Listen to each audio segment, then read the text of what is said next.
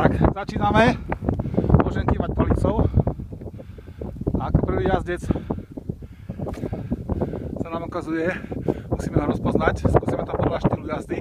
Áno, samozrejme, prvý borec je Julian Kováčik v novej modrej bunde značky Kiltek, ale oblúčiky mi to pekne drží. Aj do pravej strany mu to ide. Tak, dobre, a tam sa vyhol tomu lyžiarovi, ktorý zavadzia. Stále ho ešte vidíme dosť veľkého. Počkáme, sa nám stratí v prievodni. Áno, ide to. A myslím, že môžeme prejsť na ďalšieho lyžiara, ktorý sa môže pustiť. Áno, a tu je náš reprezentant Descente Atomic, ktorý sa veľmi polepšil. Myslím, že ho preradíme do prvého družstva po tejto jazde. A ten oblúk sa darí celkom aj doprava, aj doľava. Tak, ten sneh sa minimálne, ale zavádzajú mu tam nejaké elementi. No teraz tak sa zahalil do toho snehu, čo namieril, že sme ho skoro nevideli, ale vidíme, čo robíme stále. Je to dobré. Krásne, ďalšieho lyžiara. Palica. Takže máme ďalšieho Verku.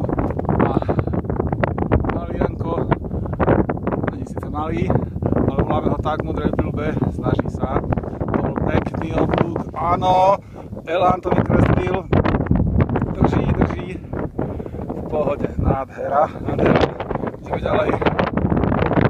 A ide ženská jednotka Jarka Aláčová sa nám pohla zo svojho štartu.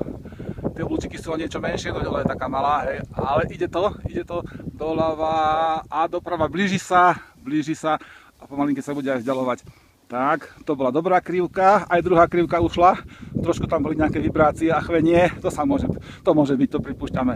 Tak, a vzdialuje sa v diaľke. No, kto pôjde ďalší? Ďalej sa vám nikto nehybe, nemôžem toho ja sa rozoznať. Nedá sa rozoznať, švenkneme to ďalej.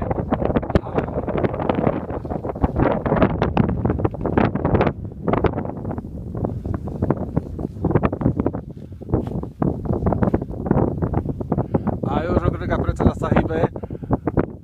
Áno, Lúčka, tak to je lúčkový štýl, no. Kto by to nepoznal?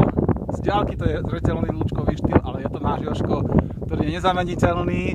Tak, kreslí oblúčiky doprava, doľava. Elegancia je tu na mieste, krása. No a mne už možno prsty, takže obláčik nám to ukončí. Dovidenia. A máme ešte takto, že tu panorámu.